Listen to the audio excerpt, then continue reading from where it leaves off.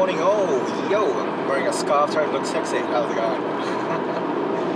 And I'm on my way to work. It's Tuesday, and I think I'm about 10 minutes away from work, roughly about that. Today's topic, I think I'll go straight into it.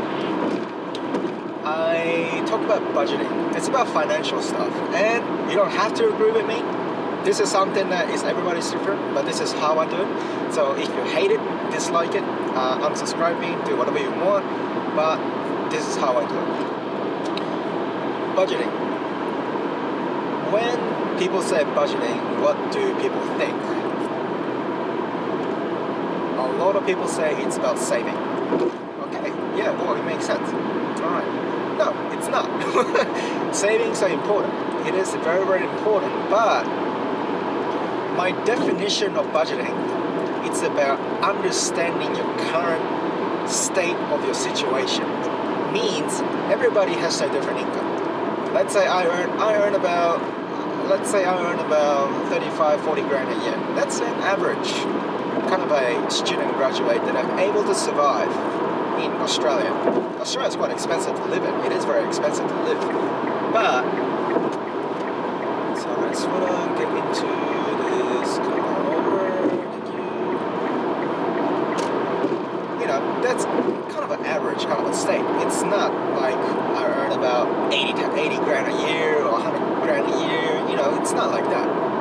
Some people earn much more than me, twice as more than me, and they don't live, they live uncomfortable. And I understand that because they might have a family, they might have kids, they might have a bigger house, they might have a better car, they might have this and this. Well, it's their choice to get all their gadgets, and it's their choice to have a family, and it's always a choice. But you have to, first thing, if you got that stuff, for example, family, that's unavoidable, that's a great thing. But financially, you have to think, okay, do I have to step back on the things that what I used to do, I have to cut down.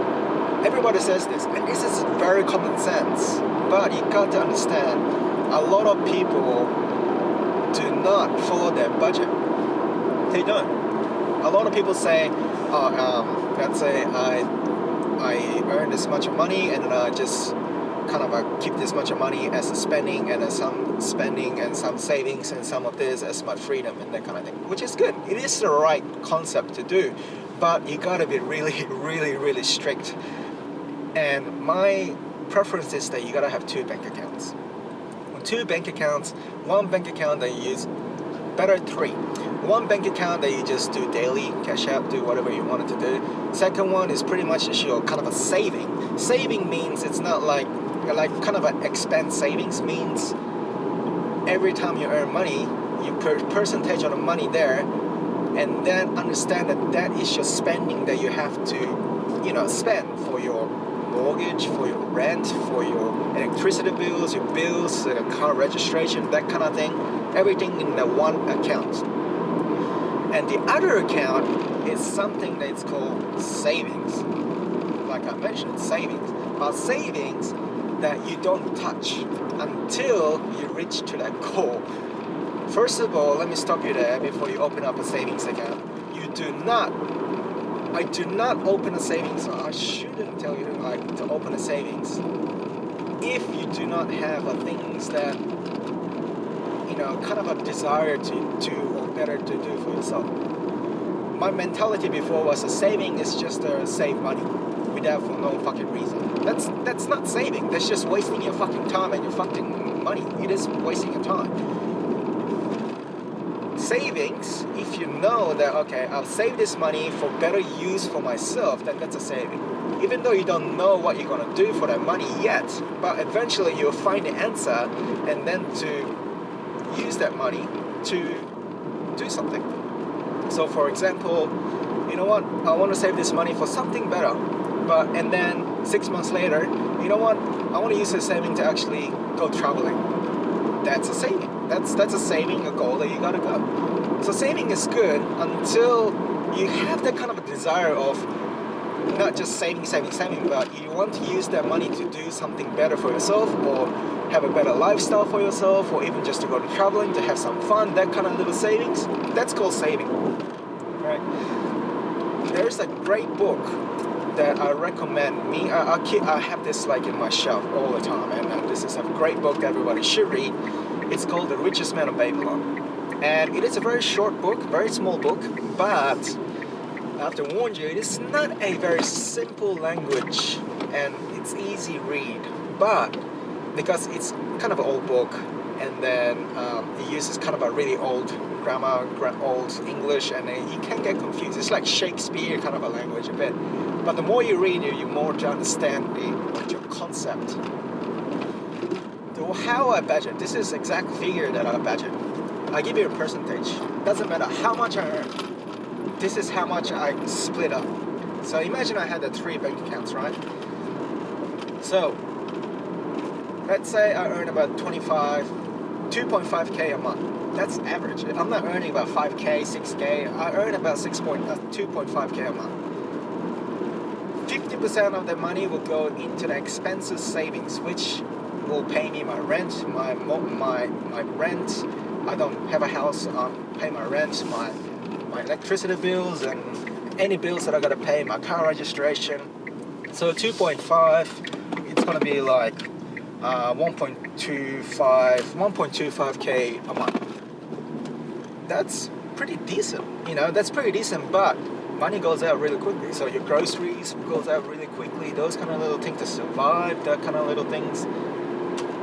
It might look a lot, 1.25k a month, to spend a lot of that money, but you gotta spend that money in a way to survive. That's important.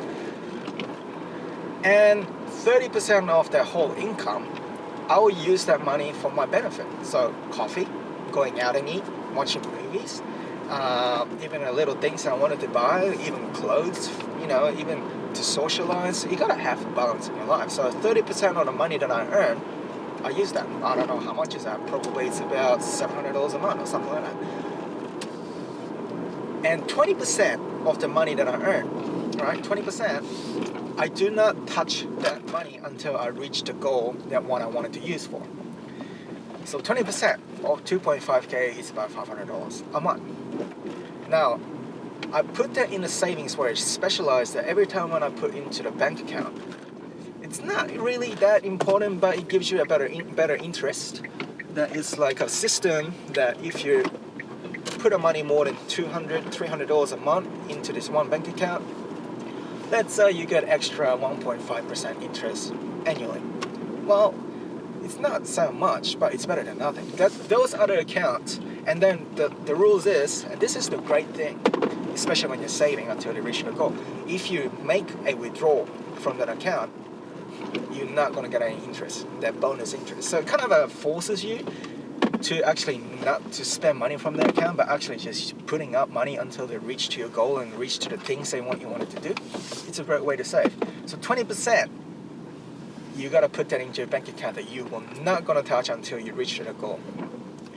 The idea, it's not about saving. It's actually about psychological thinking that money is growing within you. And then the psychological thinking is that when the money grows, this is in the book as well, when the money grows, you're eventually thinking that the money will keep growing.